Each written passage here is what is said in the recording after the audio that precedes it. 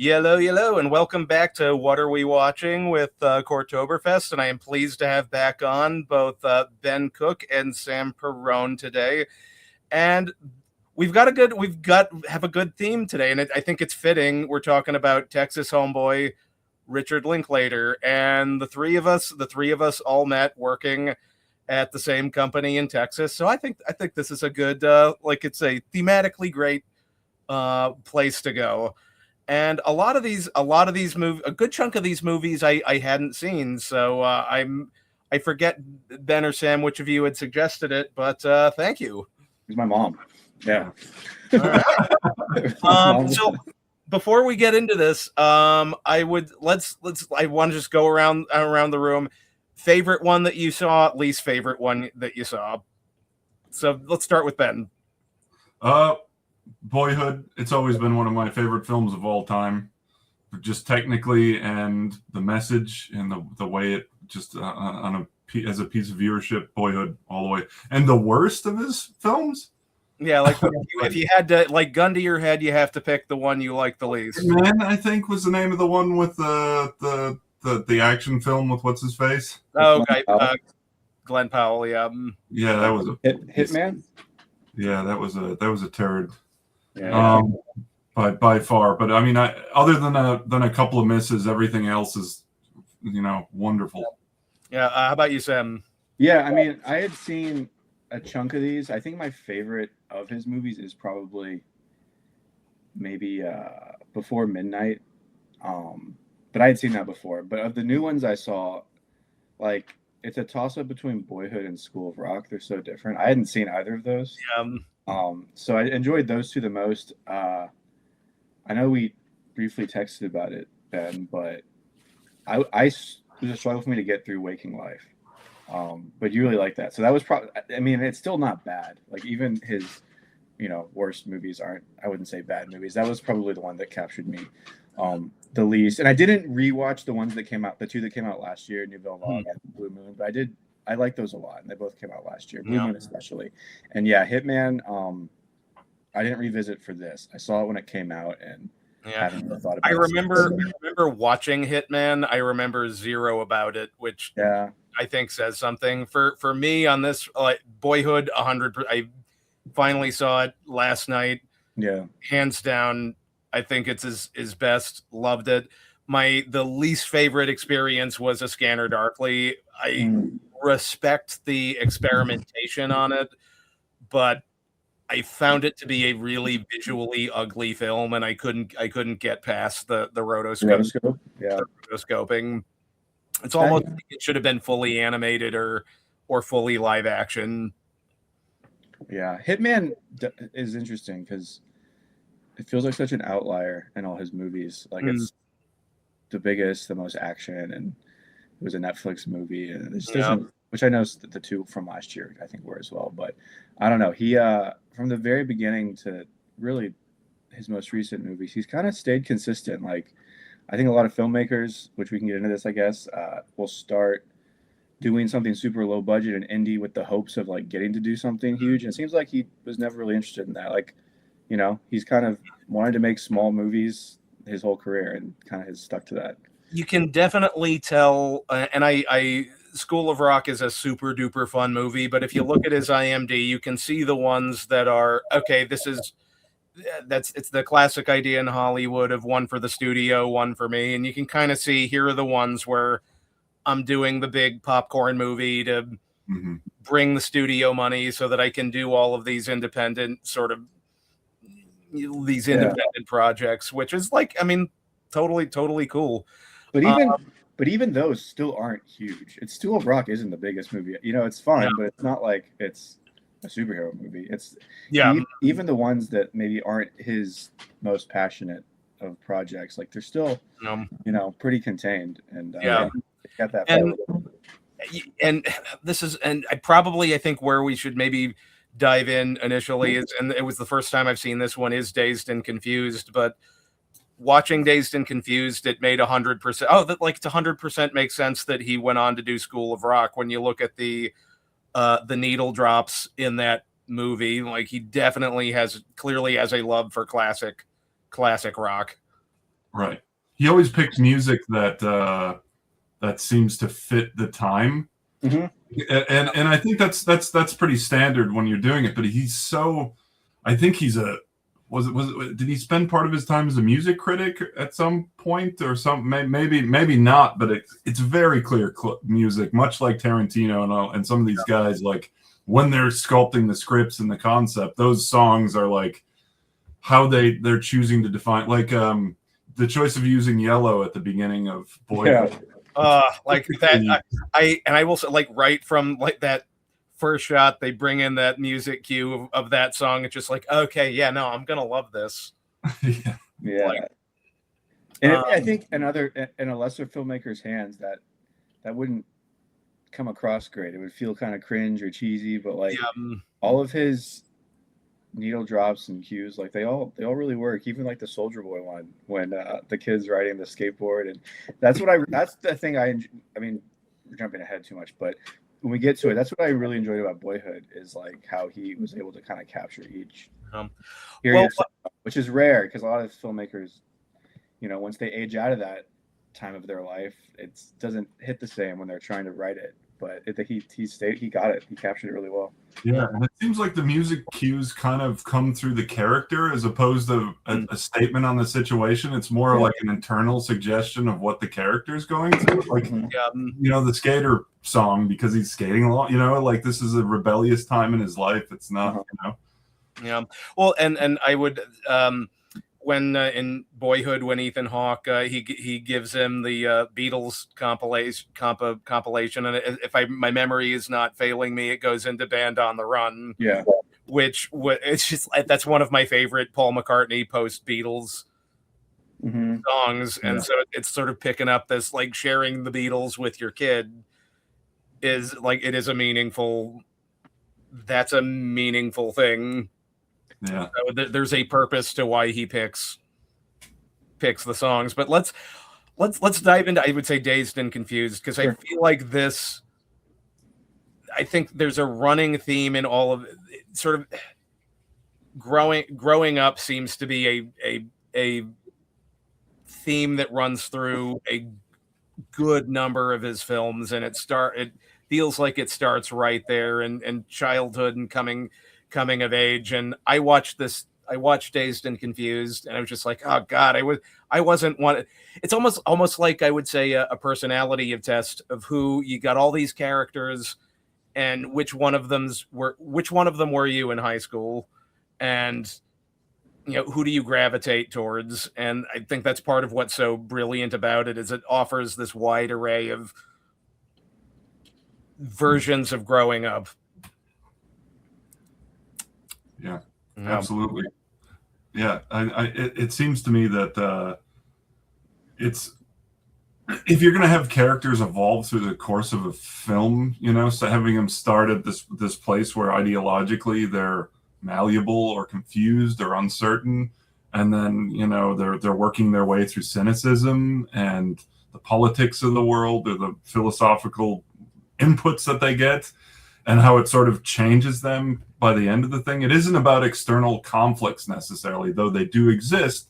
It's more about the internal, oftentimes, I think, with his characters in his films, and how much he explains it. And I would imagine some people that are just like, hey, I don't like Linklater, he just lays it out there a little too much, right? You know, I could see that as an argument against him, but personally, you know, I love that kind of style of filmmaking. I mean, all of his characters feel very authentic. That, like, you look at them and it's just like, I know that person, and it has interesting. He has I think, a clear vision of how. So I guess the example I would say is with Dazed and Confused. You've got all of the, like, freshman hazing going on, and I think he does a great job of differentiating between, here are the dudes that are, like, consider it a rite of passage, and then once it's done, we're gonna just have a good time together, versus, say, the Ben Affleck character, who's just openly sort of sadistic about it. And the film is very good about saying, like, this guy is bad. You don't want to revel in it the way that that Ben Affleck is, which it took me half the movie to half the movie to be like, is that? But it's like, holy shit, it's Ben Affleck. Yeah, babyface.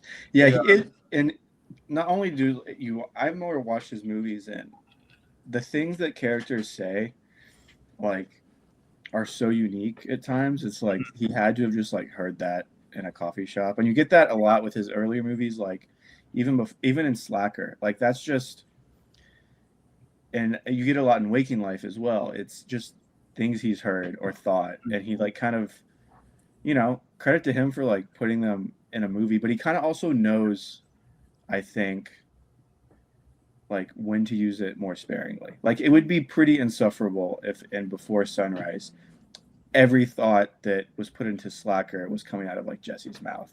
No, like that wouldn't work, because it'd be like, this guy, he's almost hard to take as is, but if so he devotes a whole movie to it in Slacker, and then you see it in Dazed, and you see it, even towards the end, even in Boyhood, there's moments of just random people pontificating about things, and it's clear that he's a real he really knows how to listen when he's like amongst people he knows or doesn't know, and he takes it in and jots it down. He puts he's really a filmmaker who puts his life and his surroundings into his work, and I think that's what makes it feel so authentic, even though like I'm pretty sure in Days it never actually says where they are. I think the same thing in Slacker.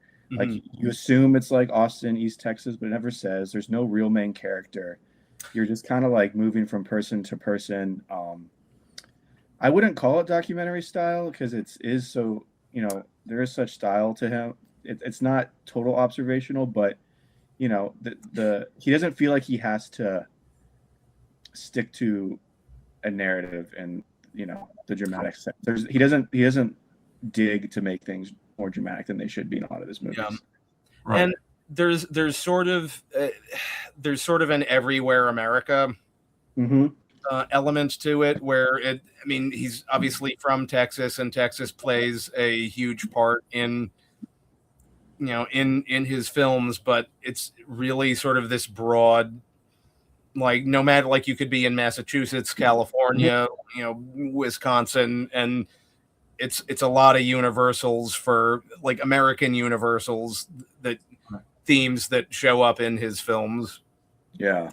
And I will say, this is, I don't know if this is a left turn but with Dazed and Confused, like it's got a ton of people in it that are that went on to have great careers. And obviously everyone remembers Matthew McConaughey from that film, and it was interesting watching him in it, because the second he shows up, it's like, oh, there's a reason he went on to be a megastar. Just the charisma from like the first minutes that he shows up, and it's like, and it's just like, I love this. Like you got a joint? It's like, no, it's like, it'd be a lot cooler if you did. It's like, oh, I love this. Like it just oozes off of him. Yeah, there's a reason that like everywhere you go to buy Texas t-shirts, there's like a Wawa Burger t-shirt, a Buc-ee's t-shirt, and an all right t-shirt. Yeah. Right? Yeah, it's like just like it. I get McConaughey? He came back in Bernie, I think, is the one that did he come back in any other of he's in Suburbia. I didn't watch it, but he's in Suburbia. Yeah. Suburbia is great. I think is he in that? Actually, I don't know. He's in Newton Boys, or the. Oh yeah, Newton Boys. He's in Newton Boys. I didn't watch that. There were a couple that I skipped, but he's in at least one or two more. I don't think he's in Suburbia. I think he's in Newton Boys. Yeah. Because clearly Ethan Hawke is like his guy. Because there were it was a lot of Ethan Hawke movies that I watched over the last month. Definitely, and Glenn Powell's been in a couple. He did the college baseball movie, which is, I think, relevant to him because he played college baseball before he stopped and got into filmmaking. Yeah, right. But he kind of made that movie about his time, and Glenn Powell is in that before he was, big Top Gun. That's why I don't really like a lot of his later films now. Is the lead. Glenn Powell.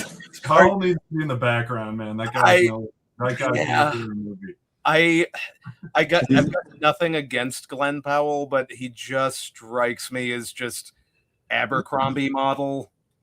Like there's not, whereas say Matthew McConaughey just oozed charisma.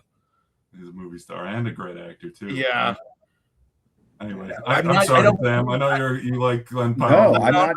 I just I think don't he get is that better. out of Glenn Powell. I rewatched Top Gun Maverick like a couple months ago, and he is way better in that because he's not front and center of that movie. Like he's better in doses, like as a side character. I think he hasn't been as successful as. I mean, I watched The Running Man a couple of months ago, and it's like, oh. So did How to Make a Killing. I mean, I don't know. I fell asleep during The Running Man. It makes me sad because I love me some Edgar Wright, but Yeah, we're just good on Glenn Powell this whole podcast. All right. Well, Sun's management. did anybody watch his first movie, Impossible to Learn to Plow by Reading Books? I have not. I remember you had texted and said it was unwatchably bad. It's on YouTube, and it's like even hard to see. Like the quality's so poor, and it's really just him like kind of walking around the country and taking trains, and it's just himself in it with like he sets up like a camera with a tripod, and just like it's him walking around rooms, riding trains, kind of talking to himself, and I think it is just him teaching himself how to like frame a shot really.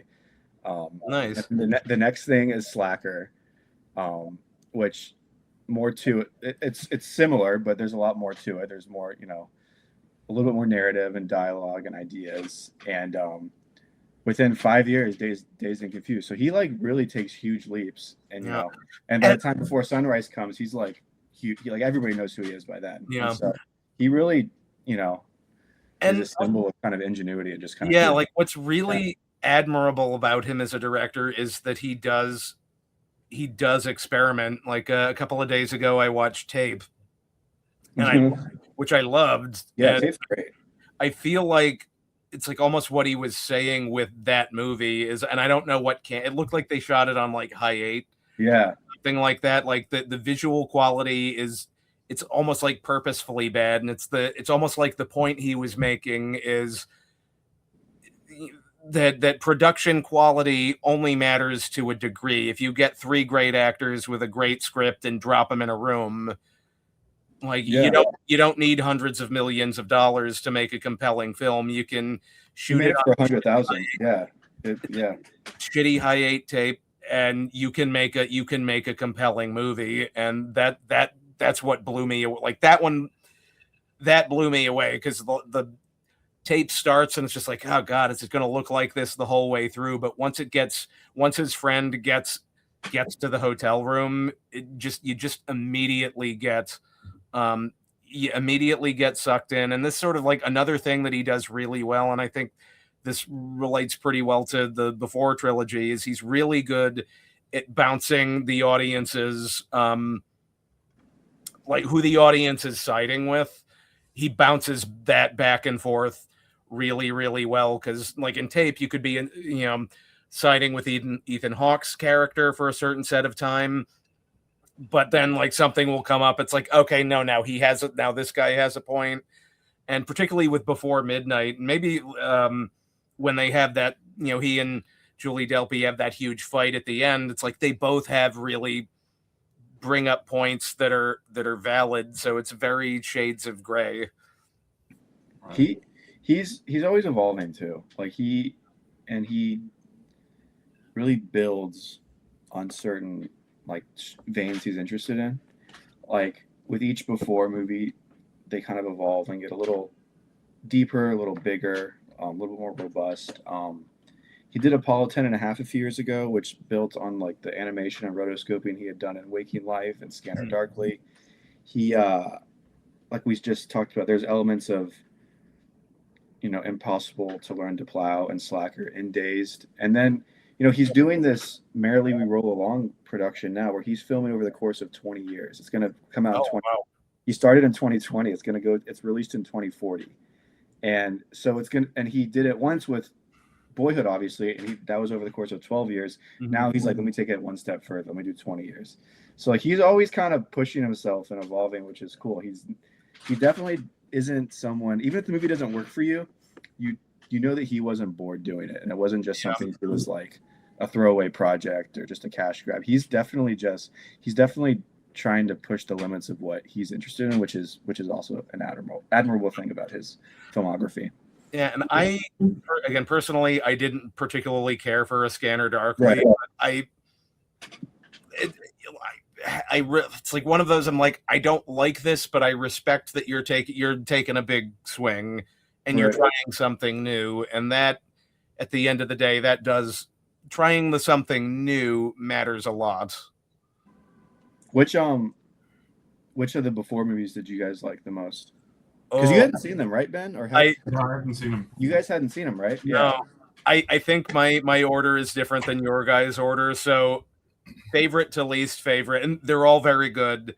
I was Sunrise, Midnight, Sunset. Sunrise, Midnight, Sunset. Yeah. I think Sunset. I would probably go in reverse. I think Sunrise. I mean, I like all of them. I mean, they're just entirely. They both suit the both formally and subject wise what's happening so perfectly that it's almost kind of hard to rank which one I like better. But I mean, personally, the phase that I'm in my life was Midnight. Yeah. Not to say that's what it's like with my wife at all or anything like that, but like. I like these movies resonated. I don't like if I was 20 and I watched these, I might get the first one, but the next ones I'm like, oh, great. People talking about it. What's fascinating about it is you've got Sunrise where they're 20 somethings, and I think that maybe this is why I gravitated toward it. Is it's very much the fairy tale, like love at first sight, like we're super infatuated with each other. And one of the things I think it makes it work as a trilogy is that by the end of it, it's very questionable whether that, and that's what Midnight, I think, did so well, is that by the end of it, like, do they stick together? It really depends on how optimistic you are about the world. Definitely stick together. Yeah, no, yeah. I think they were just going through they're just having a fight. It was a bad fight. It was a fight. Yeah, I think they definitely. Yeah, I think that's like, and they're supposedly doing a fourth one.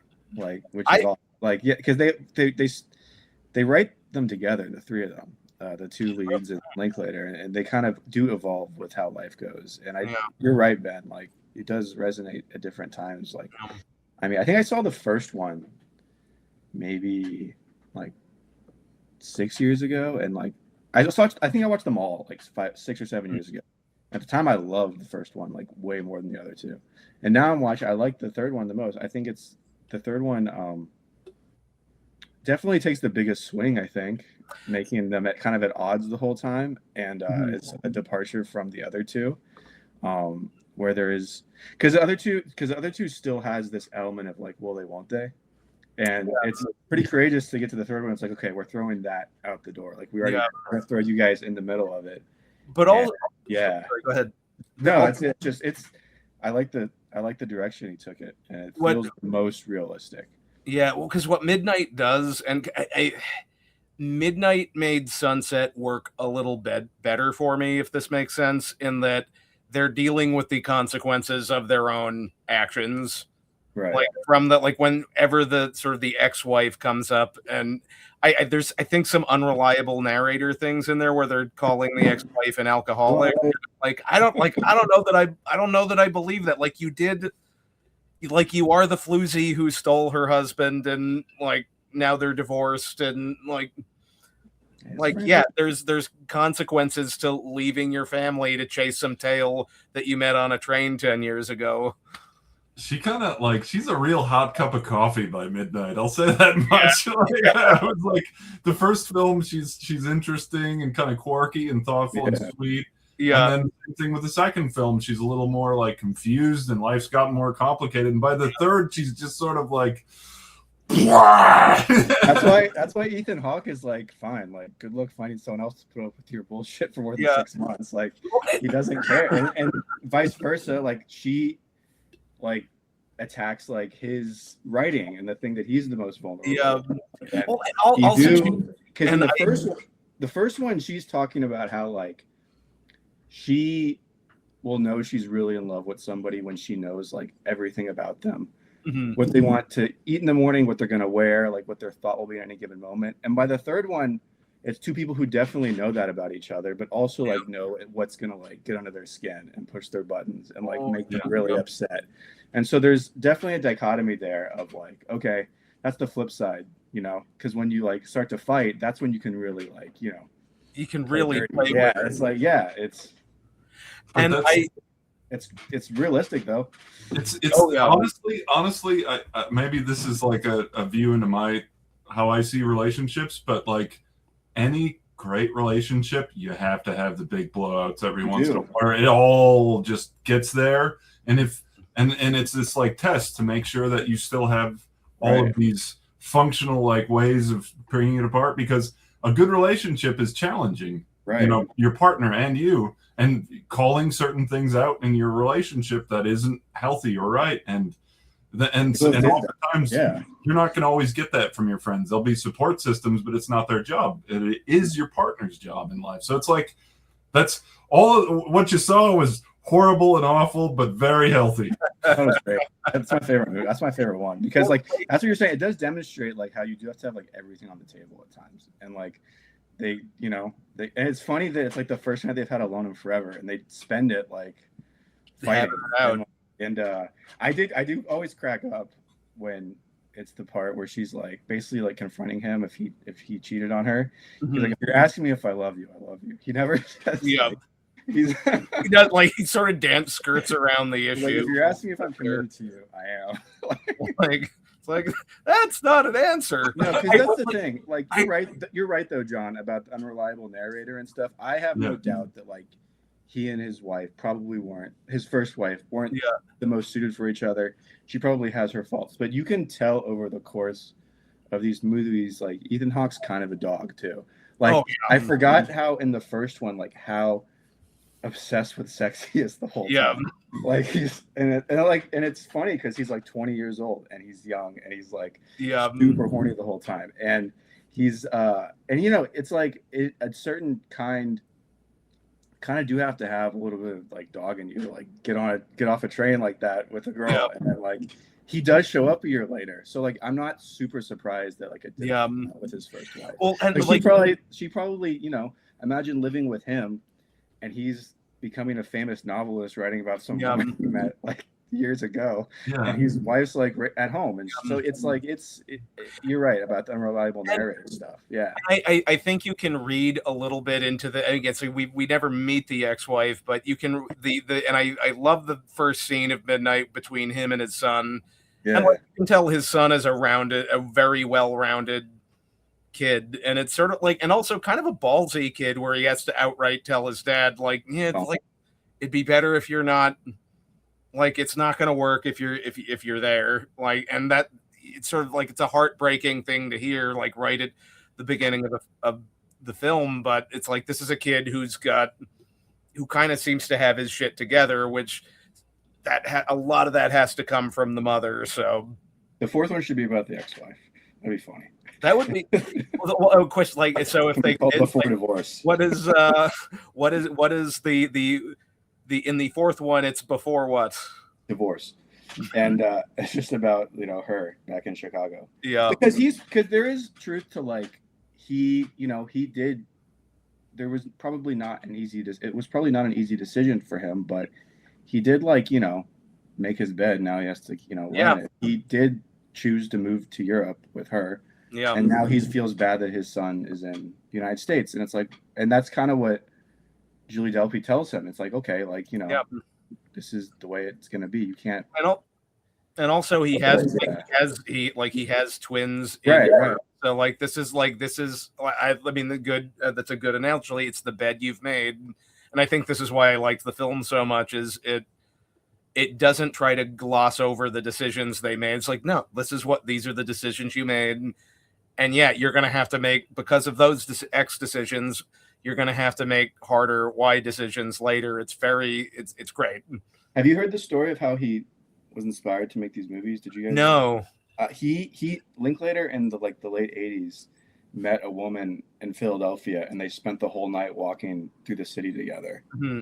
and he's like, and after that night, he said he wanted to make it into a film, because I think they talked about meeting up again at some point, and they never did, and he lost contact with her. And then when he was on the press tour for the second movie before Sunset,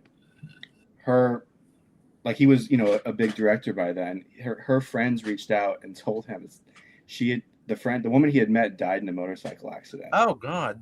So that's part of why they never, reconnected. So pretty sad, but just another example of like he's able to take the smallest thing from his life and turn it into right. Something big. And I would say that, and this is why I think I liked Sunset the least, is that I feel like Sunrise and Midnight had nice moments with other characters. Like Sunset felt like wall to wall, just the two of them. With Sunrise, you had the poet, like they meet the poet or the palm reader. In Midnight, you have this dinner with these, like sort of this multi-generational view on relationships, and Sunset didn't quite have that. Yeah, for me. You need that little bit of interjection of outside world to sort of broaden it out just a little bit. And Midnight and Sunrise do have elements of like Slacker and Days. Like there's the other quirky people they meet that are just kind of doing something random or going off on a tangent.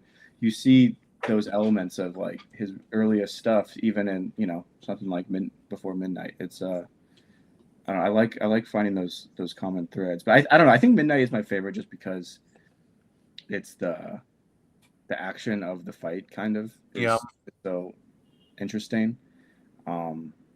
Sunset's probably the prettiest to watch.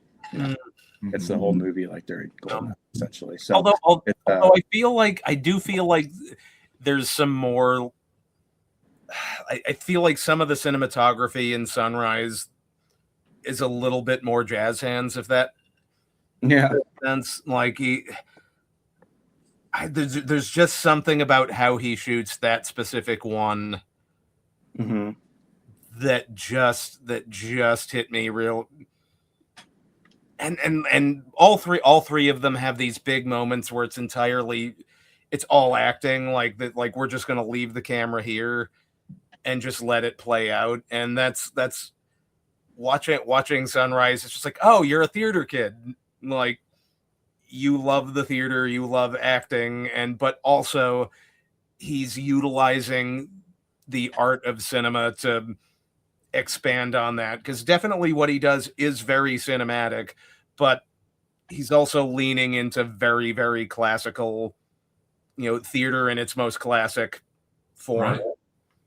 I mean, look at his camera work. Essentially, it's pretty static for the most part. He uses dolly shots sometimes for walking things, but it's not steady cam. It's almost always dolly. It's never like you're never focusing necessarily on the fact that the framing might cause some sort of kinetic, like, because other people might choose to shoot these single room things with all handheld cameras, right? I didn't see tape, but I assume that might be a reverse example of what I'm talking about here, where like you bring so much more kinetic kind of energy to just two people talking in a room by the fact that the camera's shaking a lot. So he really lets things play out in that way because it's so static, and often he doesn't cut a lot too when he's in the middle of scenes. So he certainly that allows the performances to breathe more, I think. Yeah, and like I think one of my favorite bits in Sunrise is it's like toward the beginning they get on the trolley or whatever, and you look at what Julie Delpy and Ethan Hawke are doing, and like she'll be talking and like he's like going for her hair or something, but it's just like these little, like, you need to be a really good actor to like feel out what works, and it gives this vibe of like there's just this undeniable, like there's this heat between the two of them. I like how you can definitely see Ethan Hawke improve as a performer from Sunrise to Midnight. I think he's he's fine in Sunrise. Julie Delpy, I think, is much better, but by Midnight, he's really good.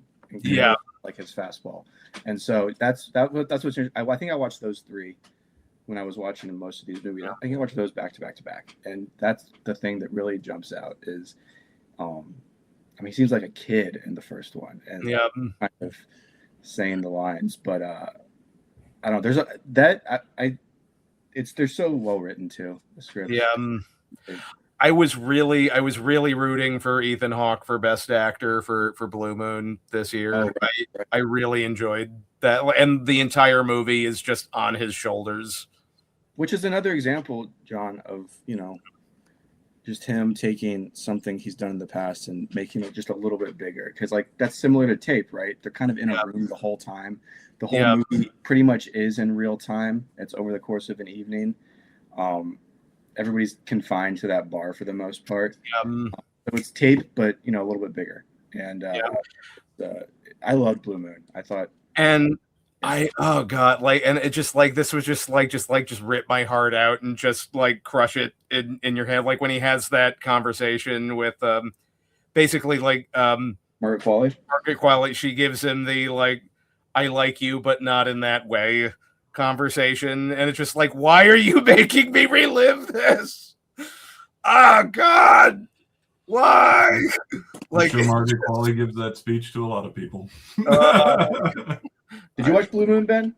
I did. I really I love that time period. I really liked it. I don't know though. I just like I kind of hated the character, to be completely honest. Oh, he's like, not. But I don't think you're supposed to entirely like. He has his qualities, but he's just a little bit like he's a little too cynical. Like I feel like this is, if we're talking about like the trajectory of cynical characters in Linklater's films, and how like Ethan Hawke is very cynical about love in the first Sunrise movie, right? Yeah, like, and it comes from a kind of an earnest place, and he's just like, and he talks about emotions and they kind of allude to the fact that like, oh, my parents fought a lot and that causes chaos, so I don't have a tendency to have attachment to sentiment, right? They sort of suggest that, but somehow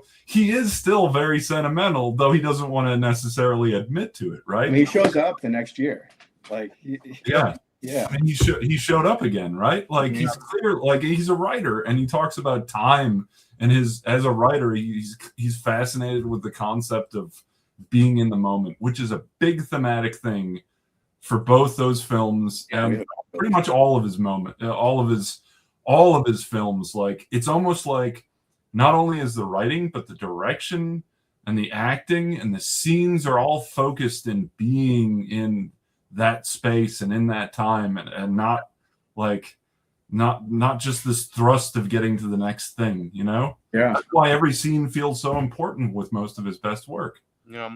And I was just gonna say with Blue Moon, one of the things that really worked for me about Blue Moon, and of course obviously I joke with the the scene with Margaret Qualley, but like one of the things that really I think worked very well is that I think he was playing with, is this guy seems like he's gay, but it's in a time where that wouldn't have been accepted, so it's like almost like he's like overcompensating for it and having to struggle with his own with his own sexuality, and it's like it made it this really, really compelling narrative where it's like, this is he's definitely a narcissist, but also this is a guy who's struggling, and obviously clear alcohol problem between him and the guy who played the bartender was really good. Like, talk about a great part. Bobby Cannavale part is like that was good. I mean, I don't think he was gay. I think he was like, you can be effeminate and not be gay.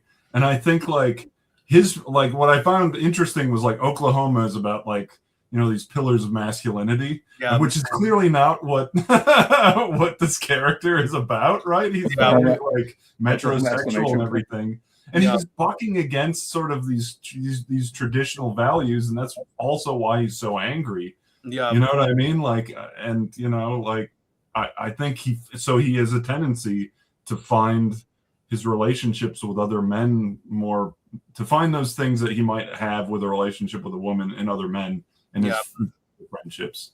Yeah. So I loved Blue Moon. Yeah, it was. There was a little bit of there's a little bit. I kind of like the fantasy element of like he meets like all the like the famous people he meets. Like okay, oh Stuart Little. Like and then at their.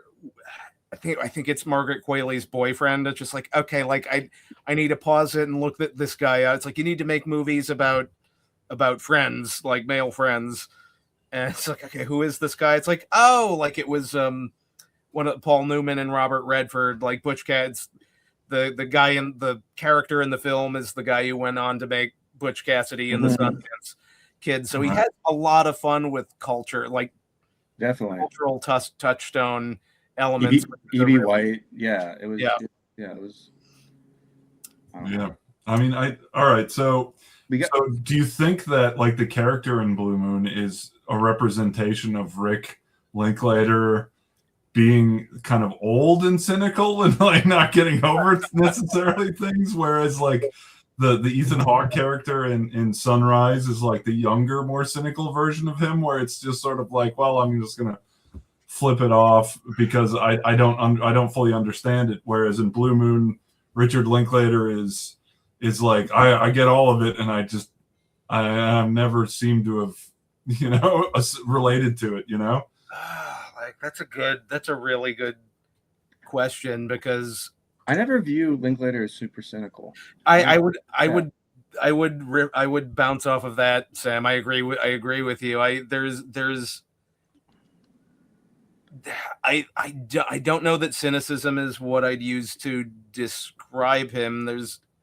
He might be using he might have a cynical mask on, but I do think underneath it there is a warmth to what he makes. And but with Boyhood, I think particularly by the end of it, for all that the characters in Boyhood go through the ringer, by the end of it, that last shot where it's Mason and this girl, and it's very clearly like the cycle is gonna start over again. Like there's an ember of new relationship here, and it's just like, this is so sweet in the best possible way. Right. We got to devote time to Blue Moon. Not Blue Moon. Boyhood though. That's maybe Ben's favorite. I would say it's my favorite of really of all of his. Like I started it yesterday, and it just like it's just so just like it sort of like grabs the heart and just like your mind for 2 hours and 40 minutes, and you've lived all of these moments to some extent. Yeah. Yeah. No, I mean, I think just I don't know. I wanted to research how they, I don't know, maybe you guys can explain this further, but did he write the script? Like, would he say, okay, we're going to shoot in this amount of time? Did he write it all the entire script at one time, and then they just shot chunks as the kids got older? Was it always planned? It didn't have a complete script. I was looking this up this morning. There was not a complete script at the start. It evolved as the years went by, and he incorporated apparently stuff that the young actors had gone through. So it really was an evolution. Like it's like such a ballsy move to make that film over that amount of time and not have a complete script, and to be flexible and yet end up with a film that's so tight and like I know he gave each character basically an outline. Mm-hmm. They kind of would film at the same time every few years for a few weeks, and I think because of that some of the performances suffer. Like not all the acting's great, but I don't think he was interested in that. That's not what that project was. I think Hawke and Patricia Arquette are pretty good, but because they're definitely the two most seasoned and best actors in it. Yeah. Everybody else is okay. Yeah, the kid is clearly not It's going to go on to do anything more. The alcoholic husband's not great. Like, he's pretty bad. Yeah. But I mean, it's cool though that he did it, and like I don't know, you know, anybody else that would undertake something like that. I think I like the second half of the movie a lot more. It really brings it home at the end, like with his graduation and going off to college, the last conversation he has with Ethan Hawke. It's the last conversation he has with Ethan Hawke, I think, is like one of the core things that I really like about the film as a whole, is that it very much, it's pro dad advice. Like, it's very, it leans into like, what does a boy need to hear?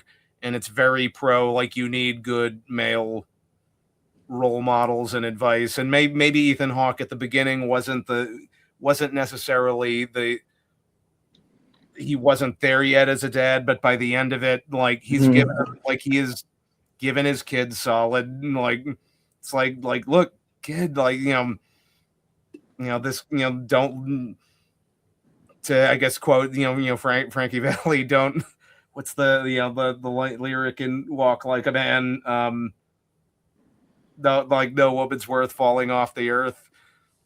Like, you're going to college, like, do, like, do X and Y, and you're gonna be okay. And he gives him just solid dad advice, and that's nice to see in a film. Well, that's why I don't view him, Linklater, as super pessimistic. Like, that's a movie that's pretty harsh at times and realistic, but in the end, like, the kids are all right. Like, they each get what they need in different ways. Right. It could have been a lot worse. The son does get the advice he needs, whether it is from Ethan Hawke at the end. His boss is great that he works for. Like, he's there's different. It's kind of a movie about how there are different ways to even alcoholic golfing douchebag has a couple of moments where he's like steering in and out of out of traffic. It's so like, the second dad, it just feels like a guy that's got a lot of stuff internally, and you almost kind of like him, and you could see why she was attracted. The first one's just a straight asshole from the beginning. You know what I mean? Like, like, that's what I like about this movie is, I think in a more traditional drama, there's a scene where, like, the kids go tell Ethan Hawke, hey, this guy's an alcoholic and he's abusive. Then Ethan Hawke shows up and, like, beats the shit out of him. Or I wanted to see that. Not gonna lie. Right. Or there's the scene where the kids are camping in the house that's under construction and they're playing with the saw blade. And then they're, like, shoving each other around. In a more traditional dramatic movie, one of the kids falls into the saw. But, like, that isn't really, a lot of times kids, like, screw around and they end up being fine. Like, not everybody gets their hands off. Like, it's, and so and then in Boyhood, like, there is no scene where Ethan Hawke beats up the dad. It just goes to the next phase of life where she's got them and they've moved out and he's no longer in their lives. And I think that's, like, real discipline as a filmmaker. And, like, if his goal was to kind of really show what it's really like to grow up, or see it, of 12 years, like, their cooler heads probably would have prevailed in that moment, and maybe they didn't tell Ethan Hawke.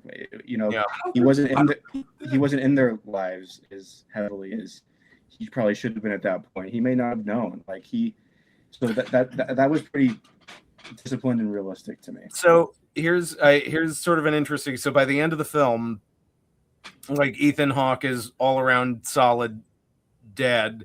Do you think he ends up at that point had he and Patricia Arquette stay together? Or does the fact that, like, he got divorced and had to sort of really, on some level, win his kids back, make him the better person that he eventually becomes? I don't know.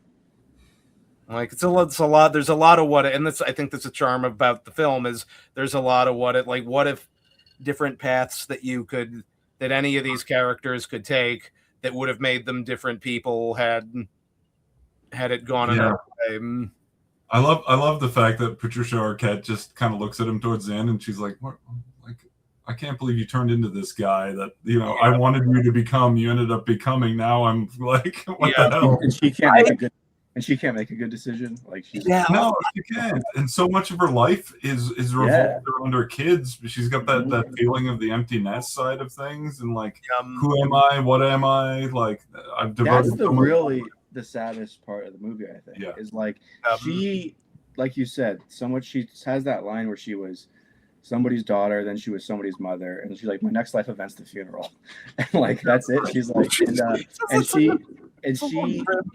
and Ethan Hawke does get a lot of the shine in the movie. He gets to be like the cool dad, and then he's the one that takes them away for fun, and she's the one that's like at home with, kids and the husbands that suck, and like, the husbands that suck that are like, that's like a little bit her choice. No, I know, but like, even mean in the mechanics of the story, even Ethan Hawke gets the more fun role. And that's a very regular life. It's pretty sad for the Patricia Arquette. Yeah, but it's a very like, if you're a single mother you're looking after your kid, you're the disciplinarian, and then like the dad just gets to swoop in and just be cool dad and then fuck right off. And then now he's like, got a stable job, family, he's going to church, and she's like, where's this like 20 years ago? So like, there's a reason that she should be so bitter. Also, she makes terrible decisions in men. Like, also some of her the ire that she has is definitely her fault. So she's definitely gonna date the waiter or the manager that she told to go to college. Yeah, he'll turn abusive. Golf ass. Put on the golf shirt and wouldn't have the cup. Well, I love the fact that he sits at the table and he's just like, "What? I hate myself. You hate me, don't you? Well, I hate myself too." And you're just like, that's perfect, because he doesn't make him the guy just to be a corny villain. He gives it a whole another dimension of wow, this the abuse he's going to rain on those two kids. His own children. Yeah, that was like one of the saddest things in the film for me, is like her kids form I think a pretty good relationship with his kids, and then all of a sudden these two kids who essentially you consider siblings, it's like, like, we're leaving, there's nothing we can do about these kids, and maybe like we don't know if you're going to see them again or not, and it's like, oh God, that's so sad. And he hates squash. He screams, "I hate squash." Oh God! And it's like there are like little details where it's like he buys this thing of vodka and hides it behind the frickin' laundry detergents. Yeah, and gets the biggest cup imaginable. Just checks at the liquor shop. Oh, say hi to your dad for me. Yeah. It's like, oh, there he is. It's like, are you allowed to do that? That can't be legal. But in that like they had 3 different fathers. They're moving around from house to house, moving around from city to city. The kids he could have made a movie where the kids are like way more screwed up, and they were, and I think his view is like, they are gonna figure it out. They're gonna be okay. Yeah. They, in the end, like they're, the son kind of has his moments and his quirks, and like is, definitely upset at times, really upset at times, but he ends up in a good place. Like, it's a very uplifting ending where he's in college, he's gonna have great friends, a great roommate, he's excited, he has a scholarship, like it's a good look. He meets this girl, and the vibe like I get, like he, like, obviously it's accentuating that he meets this girl. This is clearly special, and clearly he, like, should this go to its logical point where he's just met his future wife, it's going, like, this is going to go better than how it did with his mother and father. And you just got to give things time. Like, yes, it's like, which is such, like you were saying, a theme of his movies. Like, it's got like the son. I keep forgetting his name in the movie. Mason. Yeah.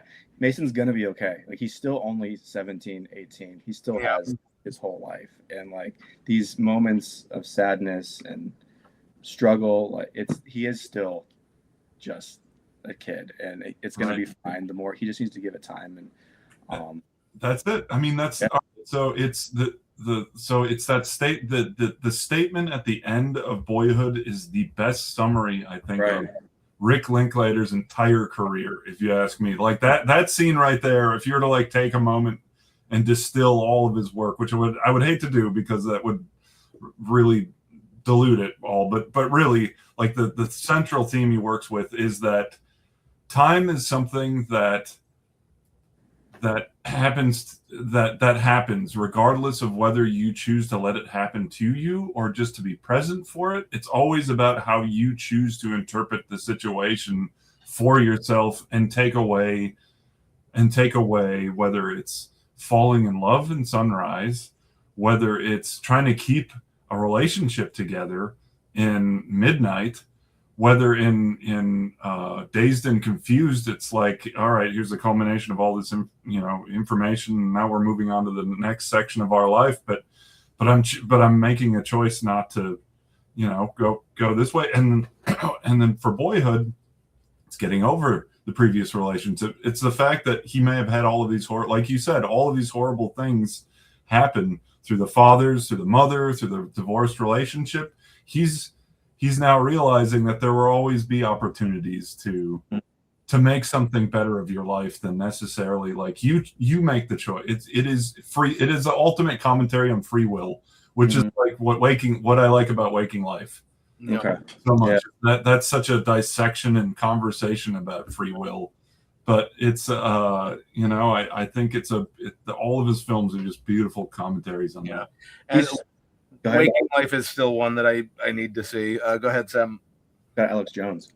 It was just crazy to see.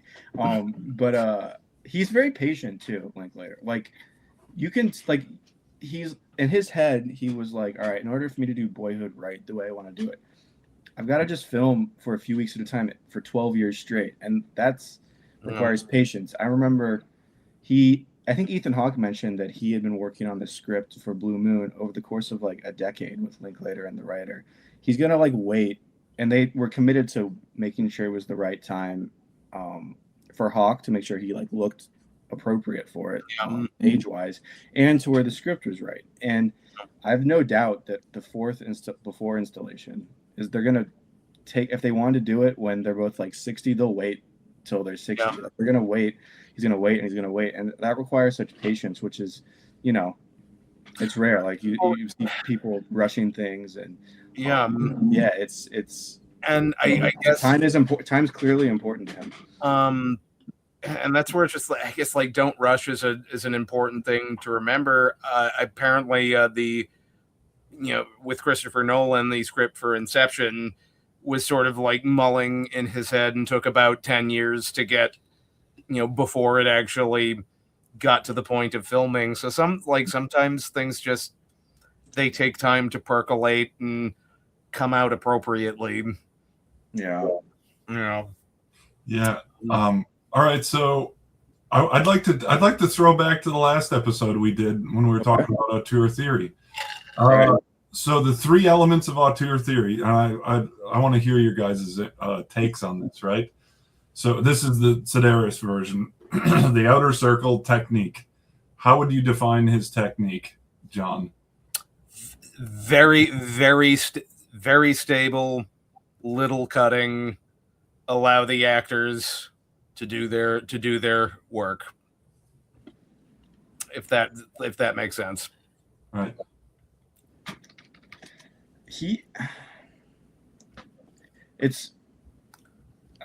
Philosophical is a weird, it's so realistic and philosophical. He's not going to be hung up on anything exterior from getting in the way of the interior. I think I spoke about this earlier.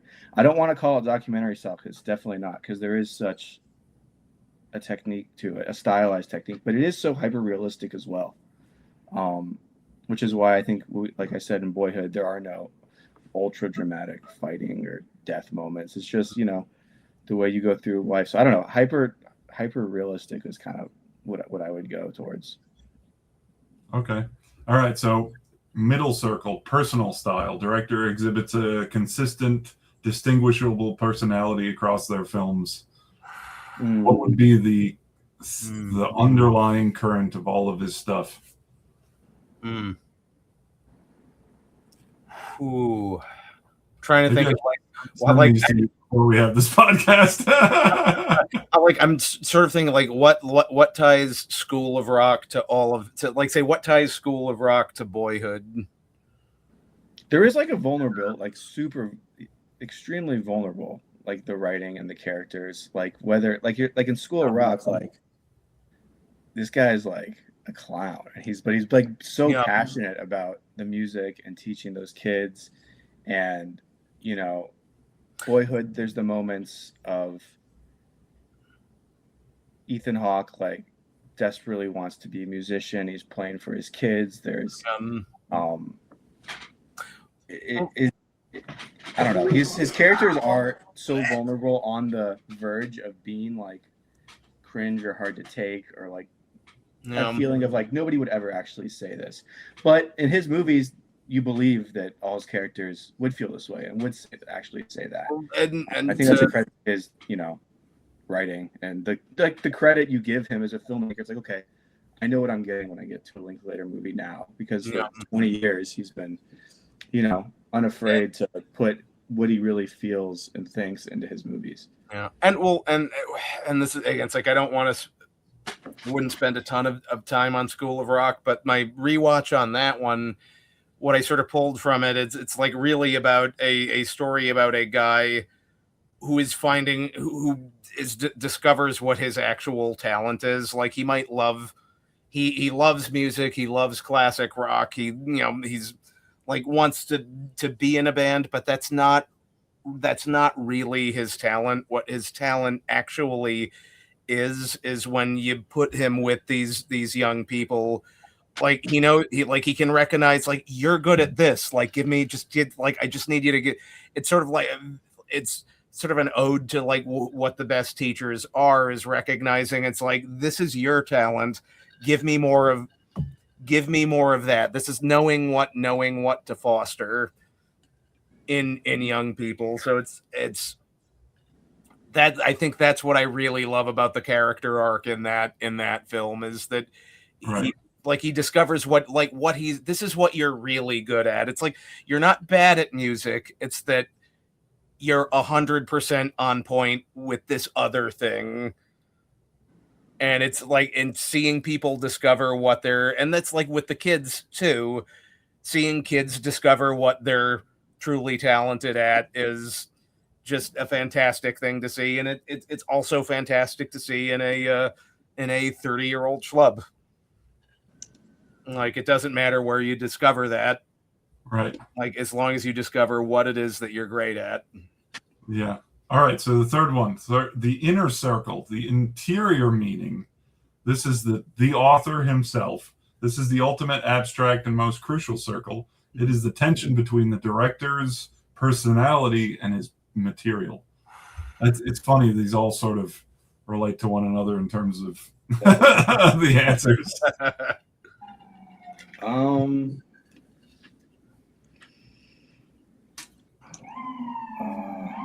Oh, somebody's getting arrested. I know, sorry. Probably hear that.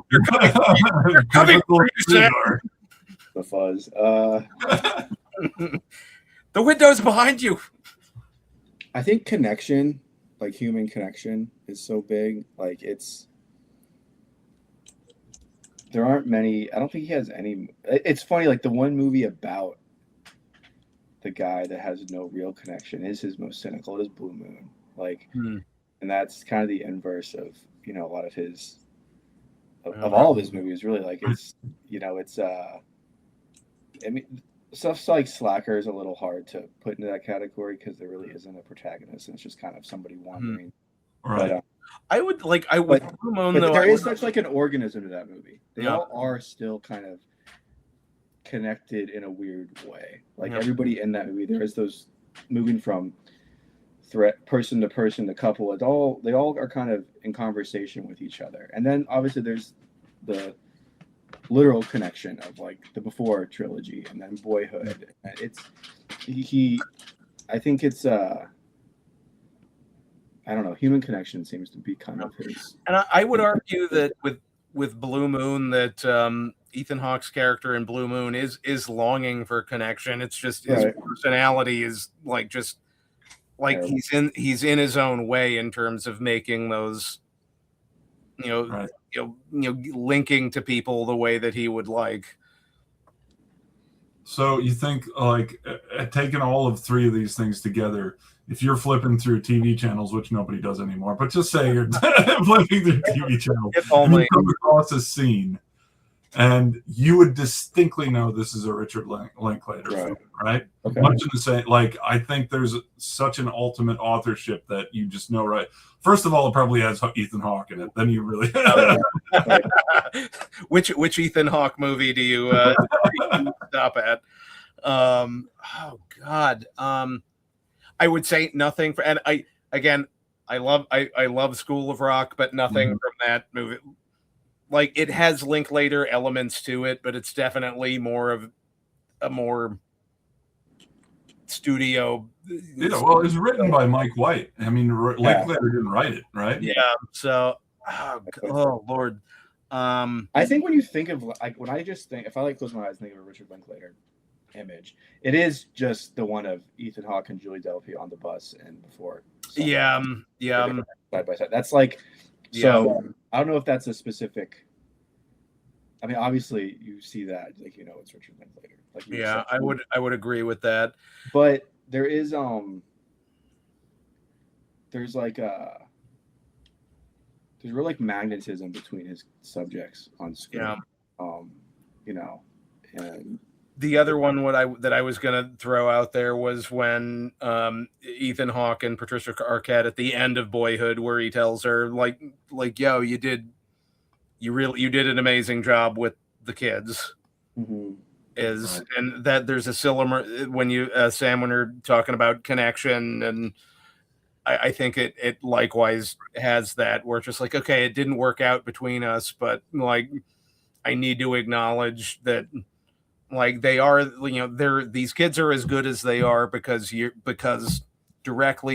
you, and it's,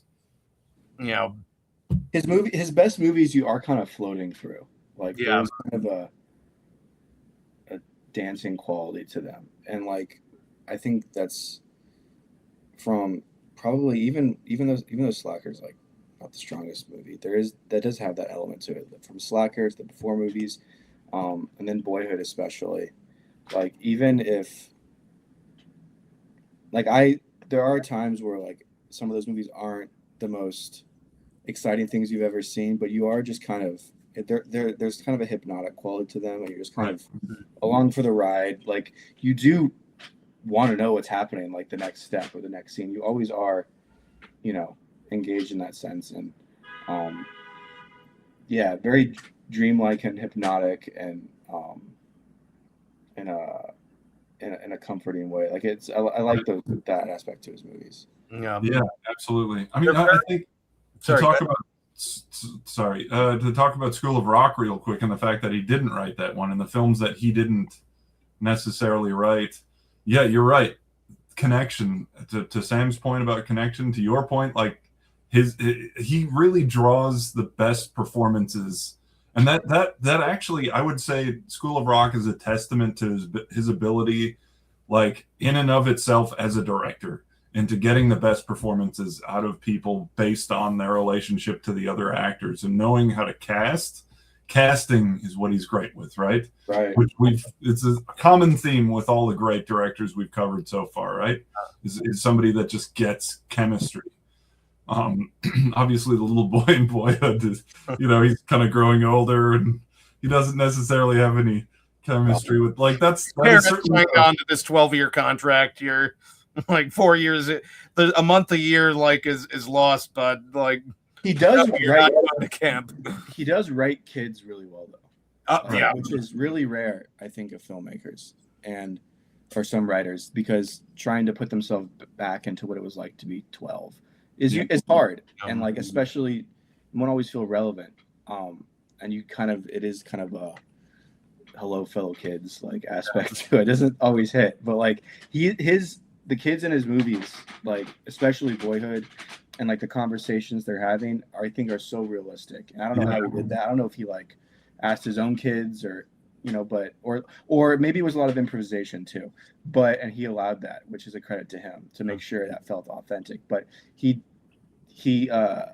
able to write people of all ages really well, and he, like you said, he kills casting. And a lot of directors, I think, have said like that's 80% of the battle, just getting the right people in your movie.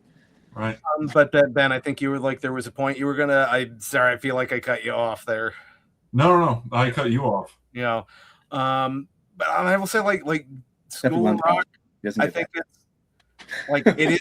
If you're looking for a movie that is the best Jack Black movie, it is like School of Rock is it has all of Jack Black's signatures, but it's not taken overboard. It's like the exact right amount of Jack Black. Yeah. Same thing with Bernie. He knows how to handle it. Like Bernie, I didn't rewatch Bernie for this one, but I remember when I watched it when it came out. Like that is a good, but like it's like one of those. He's a good. You put Jack Black in the hands of a director like Richard Linklater, he is a good actor. It seems like I don't know. Jack Black's not my favorite, but it seems like after School of Rock, maybe he really leaned into his Jack Blackness. Yeah. Like that was like a great use of him. And it's like that era of that. And then he's really good in not Linklater, but High Fidelity. High Fidelity, he's great in it. And he's like a supporting character. And those two are kind of those characters, those musician-centered characters are great. But yeah, I'm not a big Jack Black guy, but I'd love to. Mike White scripts, really, because Mike White is great. Mike White's the best. Yeah, he's so talented. Yeah. Yeah, I just like it's like I remember like seeing the Minecraft trailer, and it's just like, oh, dude, you're just a caricature now. I know. Like I understand the kids like it, but my God, I liked it too. I didn't watch Bernie. I need to. Bernie's really, really good. It's really good, and it's a very interesting sort of it's sort of this blend of standard sort of your standard fictional film with interjecting sort of like almost like a Christopher Guest mockumentary style style filmmaking in there, and then based on a true story. Right. It's got great performances, and it's just a really, really interesting film. Like definitely you should check it out. It's very, very good. Yeah. Yeah. And that's like I want to see more of that in theaters. Like I'm over the big box movie at this point. If that I want to see more I want to see more Boyhoods, more Bernies. Right. Again, tape doesn't tape it, like it looks ugly, but the performances and the writing are on point. And well, to that, apparently he had a hard time getting financing for Sunrise, didn't he? And like each subsequent film, even as successful as Sunrise was, he still had a hard time getting financing. That's which is interesting, because I mean, if you look at that the Before trilogy as sort of a romance trilogy, I mean that's you're getting sort of a big group of people who would watch those movies. Like if you're trying to like make movies that both women and men are looking to see, I mean it's I would argue that it leans a little bit more towards women, so they're going to bring their boyfriends, but also it's something that their boyfriends are going to enjoy. Like, so I don't know why you wouldn't want to finance something like that. So apparently to you've talked about like how you don't like the visual aesthetic of Sunset. Apparently they had to cut the budget in half for the movie. Oof. Yeah, it was they had to take a big step down, and I think that might attribute, and I think it was fairly like late in pre-production stages, so that really affected them having to scramble. And I would imagine Linklater's really adaptive director who's like, hey, if my storyboards don't work, I can figure out what to do next, you know? I think the scene that made me like Sunset a little bit less.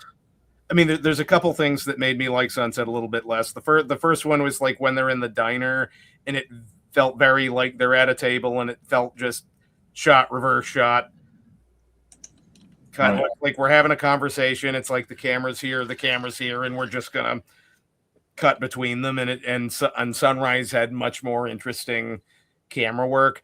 I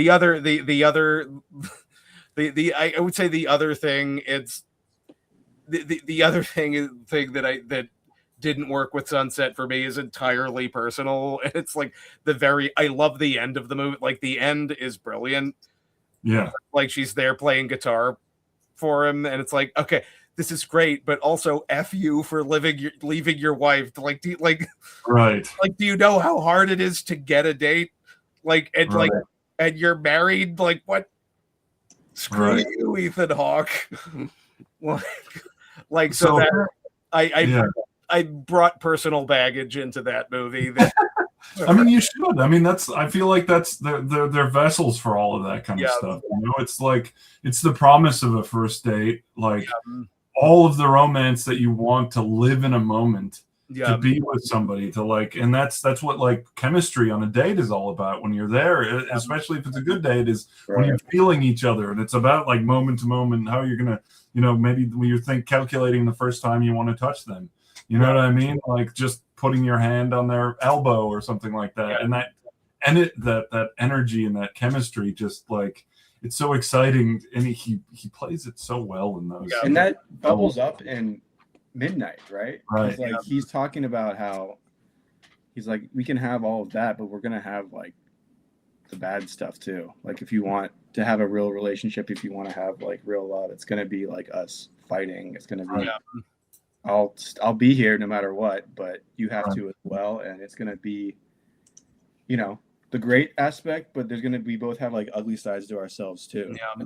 Where you have to accept those parts if this is going to work. And I definitely see them like we talked about a little bit earlier. They definitely stayed together is my read on. Like, I mean, they have that horrible fight and then he goes and he's just trying to make her laugh again. That's like their relationship. And that's going to be what it is. Yeah. I'm if they do another one, I will 100% be down to see it. But there's also part of me that I like the ambiguity of it. You know, like again, it's like I think it's entirely like, are you more optimistic? Are you more pessimistic? And you bring that to the film, and you can project it out.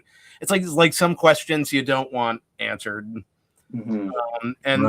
If I can make a really like unrelated left turn analogy, like Alien and Prometheus,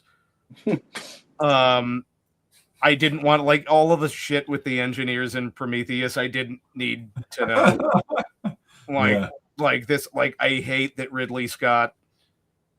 I hate that he took what was this sort of creepy, ambiguous, what the hell happened, and it's like almost like when you get answers, it all of a sudden becomes worse.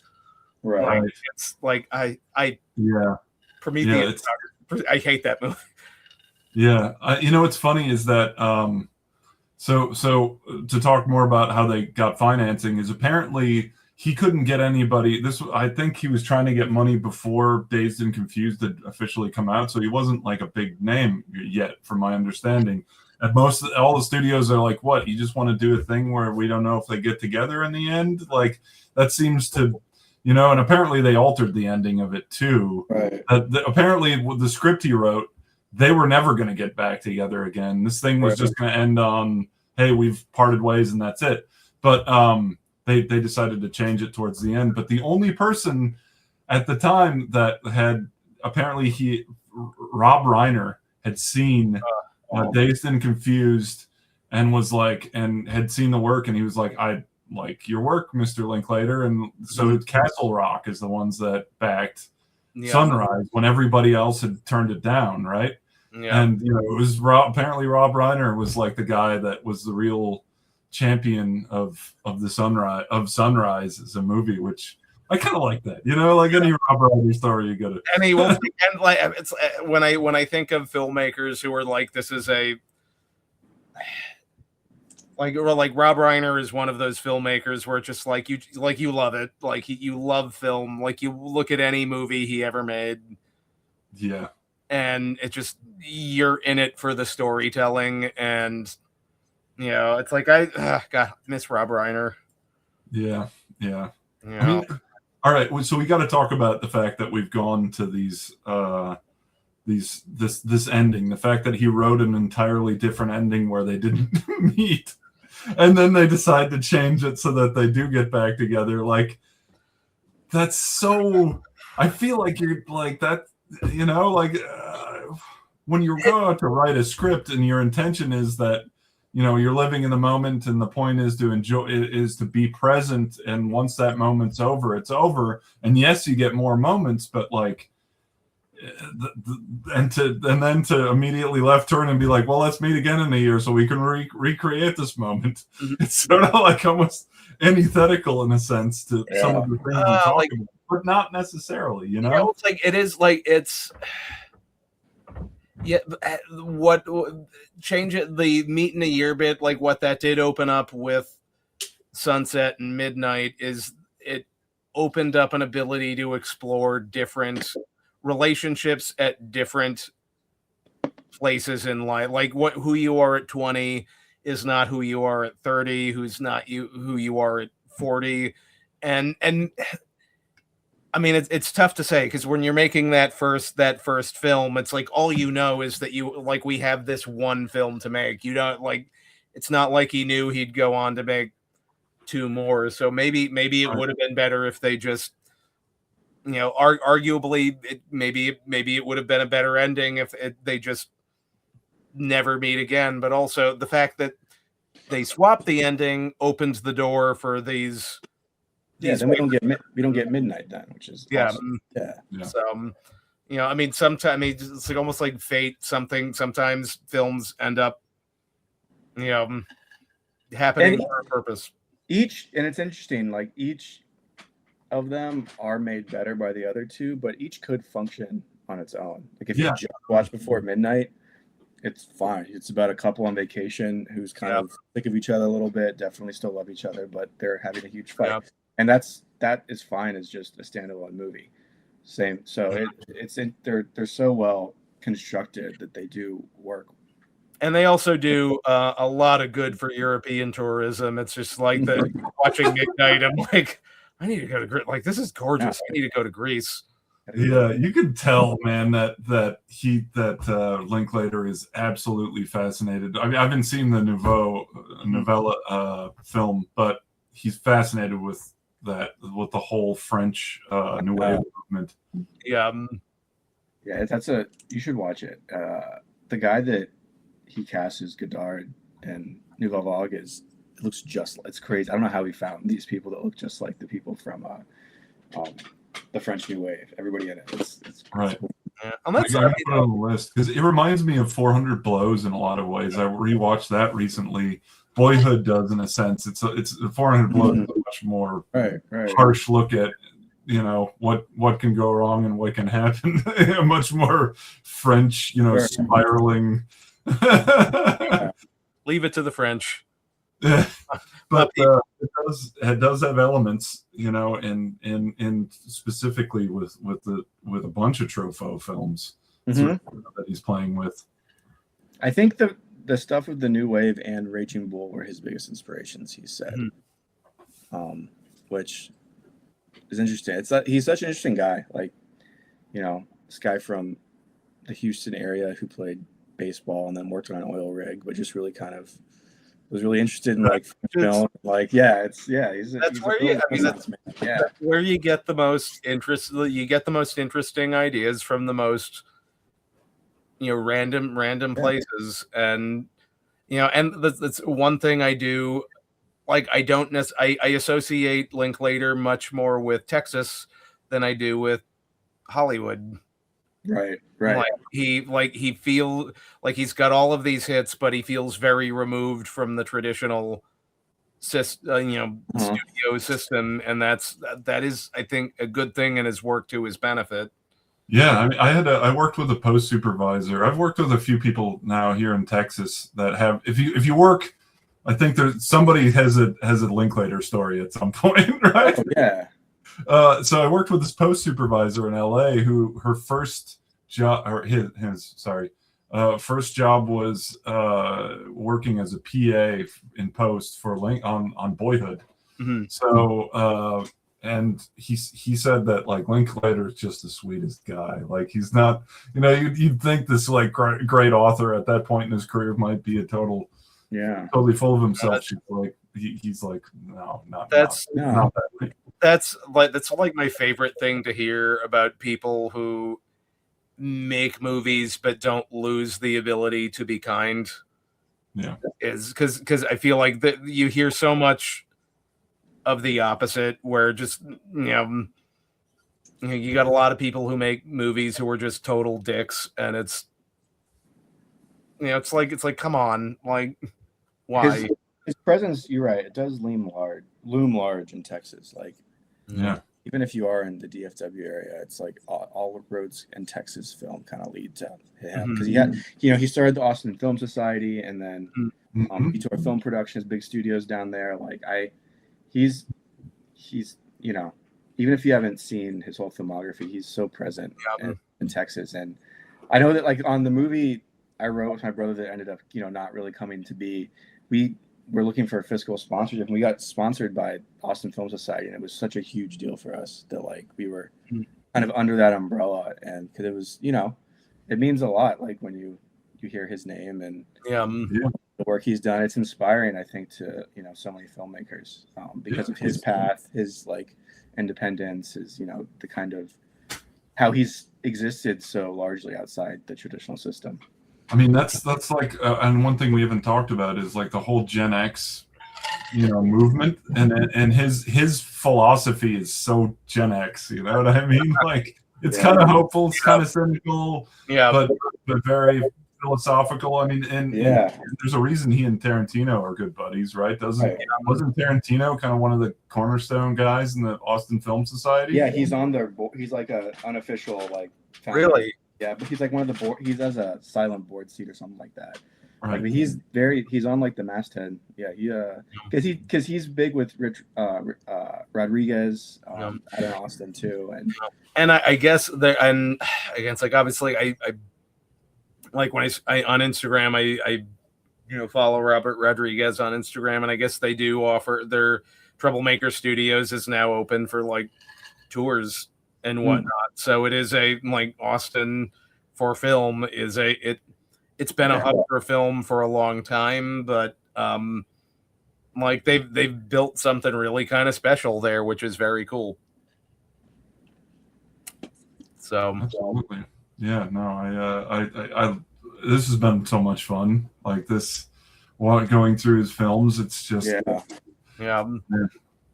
it's interesting, like, between like this and we've done Linklater, we did Howard Hawks the last time, doing like sort of drilling down on what makes and I like, funny story, like I obviously I moved back to New England. I got my DVD tower rebuilt and put it in, and a while ago I had gotten this what was it, Columbia Classics 4K set, and I had rented, when we did Hawks, I had rented his Girl Friday, and like once the move was done, I sort of got everything up, and it's just like, oh, holy shit, I own this movie. Like, the movie's in this box, like this.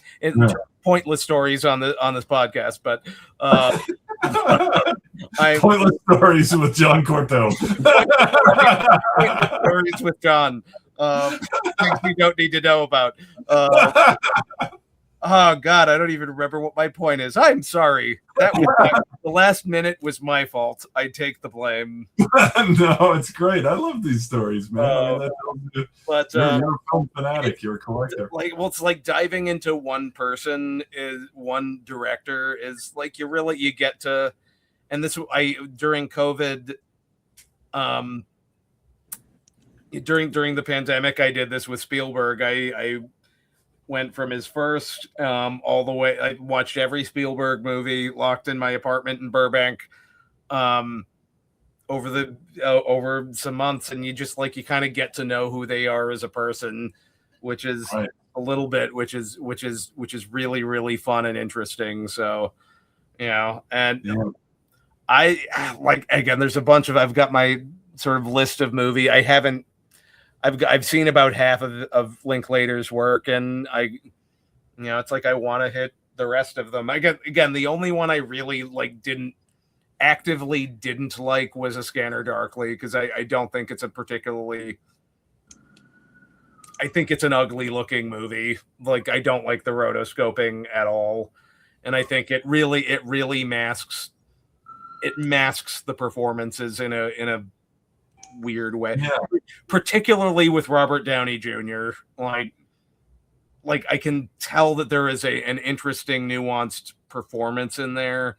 Right. Same thing with Woody Harrelson, right? Yeah. I mean, Woody can be kind of big character. The shame of it is it has interesting I think it has interesting things to say about addiction and the war on drugs, and like it's got all this almost like a quasi-libertarian thing going on, and Winona Ryder has a great scene at the end of it, and it's just the animation is, and respect for I have massive respect for the experimenting with it, but the animation it's just so off-putting to look at. Right. Like, but again, like, experiment, and that's something Linklater, I think, consistently does. You look through his filmography, is experiment with how you tell a story, and you know what? Not every experiment is gonna work, but at least you tried it. Yeah. And that's something anyone who's going to make a film, I would say, like, I don't know if it's going to work, but give it a shot. Yeah. Agreed. If you've got a new idea, try it. I mean, that's been Slacker is an experimentation in and of itself, and obviously it sounds like his first film, which I haven't seen, but I'd like to, is. So, I mean, that's kind of at his core. I mean, that's what he's constantly pushing, is the bounds of how the audience can watch a film, right? Right. Yeah. And wrap it in a human. Every single one of these is some kind of human story. Like, it doesn't matter who you are, you can relate to these characters. Yeah. 100%. But is our next one Night of the Hunter? Night of the Hunter. Mm-hmm. Do you guys want to read the script first? I've read the script. Highly recommend it. It's amazing. Is there so where can I get the script? I think you can find it online. He does have a book. Hold on a second. I put it on my shelf. Most of these scripts are online in PDF form. Yeah. Which are we are we pairing Night of the Hunter with something else, or are we just doing Night of the Hunter? I don't care. Let's just do one movie. Well, this will be like a starter podcast for us. I would say, so the interesting thing, like, I've loved Hawks, I loved Linklater, I loved, like, I'm in terms of trying to do like a week to week, like, new stream every week. It's trying to manage doing just one, because like if I'm watching all Linklater, I can't talk about it on the thing I'm doing every week. Like, it's so, like, if we do one or two, like, if it's like one or two movies, that's almost like a little easier to manage. Okay. So if you get a chance, this is the book I purchased. It's like a library copy. A lot of the AG, it has like film reviews and things that he wrote to audience. Check it out. Right. Oh, is that watch it before we Criterion? Is that a Criterion DVD? Yes, it is, sir. Did you see the Kubrick Criterion thing they dropped? No, what was that? Criterion's releasing a set that's every Kubrick movie. Warner Brothers did that. Yeah, it's $500. It's $500. That's $500 well spent, is what that is. Oh God, I think Warner Brothers released this, which is I think all of his films. Oh, nice. That was a number of years ago on Blu-ray. I just recently for a stream I'm doing a stream of an upcoming stream. I just rewatched 2001, which I haven't watched in like 15 years, but I was very like lukewarm on when because it's like it's very abstract, but rewatching that one, it's just like this is like it's like okay, I get it now. Like the last half an hour, I don't know what the hell is happening. I've never done enough drugs to get it, but everything before that, it's like this is an amazing, like this is pure cinema. The opening 3 minutes where it's just like the music and a black screen is more engaging than like anything that's come out this year. Yeah, like it's pretty great. Like the Dawn of every time I watch it, I actually turned off Boyhood and put on 2001 the other night, and then I did finish Boyhood. But like scumbag. I did finish Boyhood. Damn it, Sam. I did finish Boyhood, but like I think something made me just want to watch 2001, and so what scene was Boyhood? Sorry to interrupt. What scene? It was I don't even remember. I was like an hour in. But when did you abandon your child? No, the Dawn of Man scene is it's way longer than I always remember. It's always quite a bit, and it's so good. I don't know. We should do 2001 at some point, just a one-off. Yeah. You could do it too. You could do 2 podcasts on 2001. No, 100%. So, when does this Criterion Kubrick collection come out? Like, I think it's $500 going to fly out of my pocket. Oh, coming soon. Available October 20th. Oh God, that's so soon. My birthday month. No, I will say the Before trilogy Criterion is pretty great.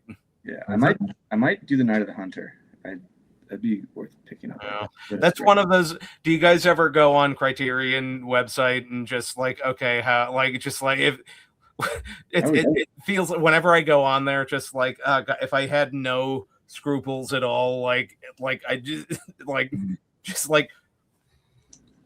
just like all of like here's all of my money, give me the DVDs. Yes. No, it's dangerous. You'll build your cart and then it's like, oh, I can't. Do I pay rent or do I give it? Pay rent or Criterion DVD? Like I will. They are letting value. They are letting like anybody in the Criterion closet these days. They need to like. It used to be pretty like. What I just said, the John C. Reilly one was like watching him. I'm like, this is so awkward. So what's the qualification of getting into the Criterion closet? I don't know. It's just like. So we've established John C. Reilly should be there. Like, I'm sorry, John C. Reilly. And they're always, and it's like, I don't know. It's just like I don't need to see Paul Rudd get like, we know it's good. I don't know.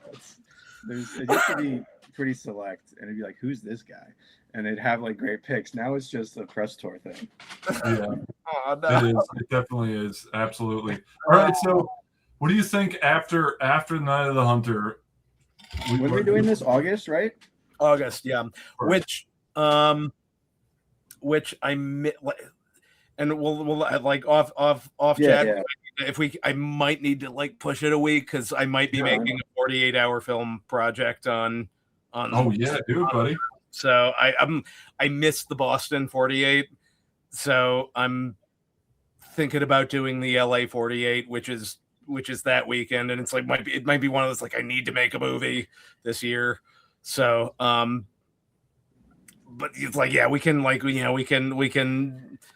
can cement that on text. We should do so you're saying after Night of the Hunter, who should we do? Yeah. Like I don't know. I put forth The Tree of Life since neither of you guys have seen it. I have not seen Are we The just Tree of doing Life. a one film podcast, or are we doing a whole? I mean, I'd say let's pick a director that's not so prolific. For Yeah. the next So I like it when it's a little bit more contained. Yeah, Tree of Life is Malik. Malik.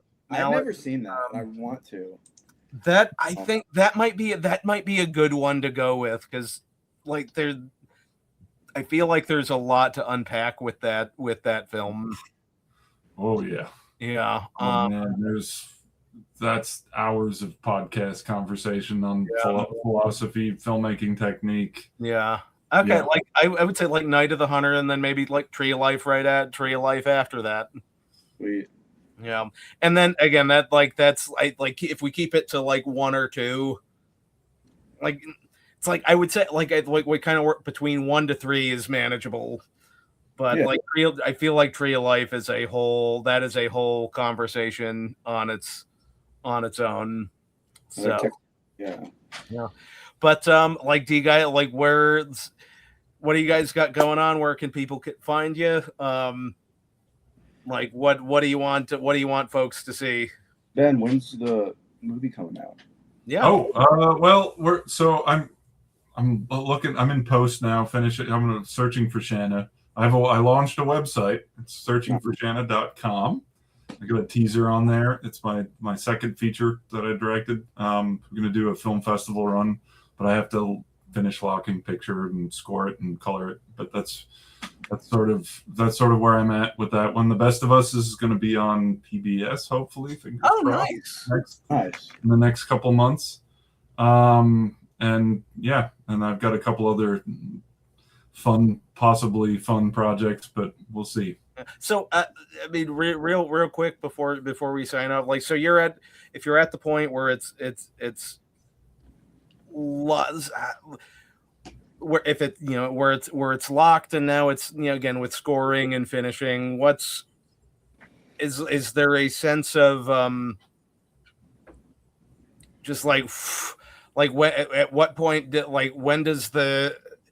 when do you get to take a breath and being like, whew, it's finished, like the baby is out there?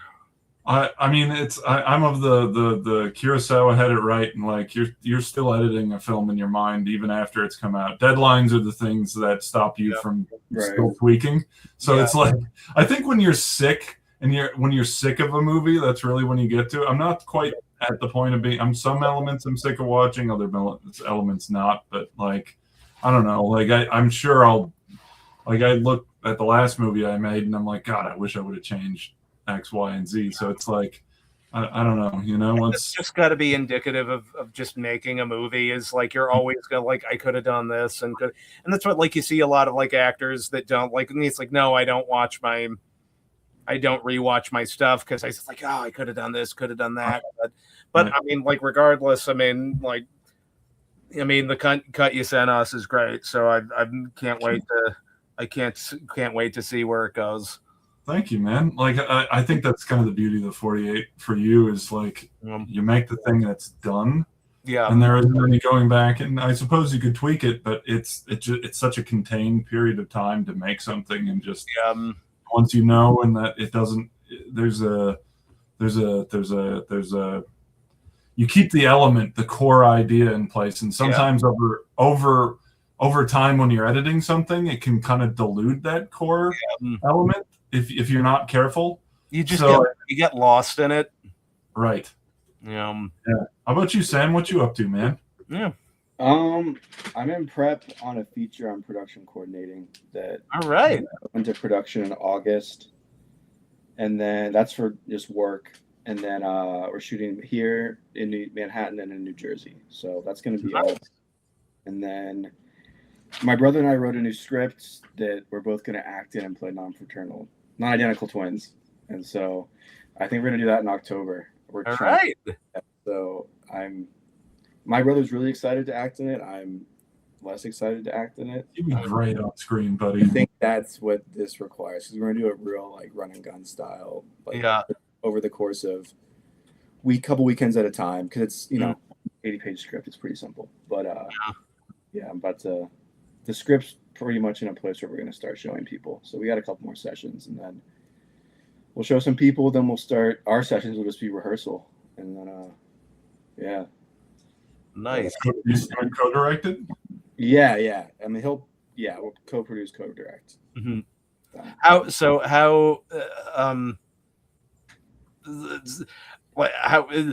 What's so in terms of co-directing, how do you balance that? Like, do you guys have a good sort of flow going? Like, yeah, definitely. And he is way more interested in directing than I am. So I'll often defer to him. Like, there's some stuff where it's like, I would have no interest in directing. This one I want some input on. So, but yeah, we have a good relationship. We'll kind of figure it all out, I think, in prep too. Like, it won't be anything on the day where we're at odds about. And that it's the same with writing. Like, we're pretty. I think sometimes he will defer to me a little bit in the writing. Yeah. But like, we do balance each other out pretty well. Yeah. Like, he'll check me on things and I check him. I mean, that's like any I think co-directing experience. It's got to be an interesting dynamic, because like, we're just in terms of, like you said, like if someone's interested in directing more than the other versus writing, like if you have that sweet spot of like you're sort of that give and take, like you can get a Coen brothers. It is funny. Like I remember when Macbeth came out, the Joel Coen one. Mm-hmm. One of the first reviews I saw of it was like, now we know which Coen brother's the funny one. And then you watch the other film and you're like, now we know which one's the talented one. Yeah, exactly. Oh no. I would rather be considered not funny than not talented. I mean, that's mean. It's not that he, but of the two films, there's a very distinct. Yeah. But anyway, I'm gonna have a busy summer and fall, and then so I'm excited about that. Yeah, that's great, man. Yeah. Like, that's fantastic. I'll send you guys the script when we start sending it to please. Yes. Yeah. Yes, please. No. But just I don't know, and it's but yeah, no, I'm these are nice. I'm glad we can.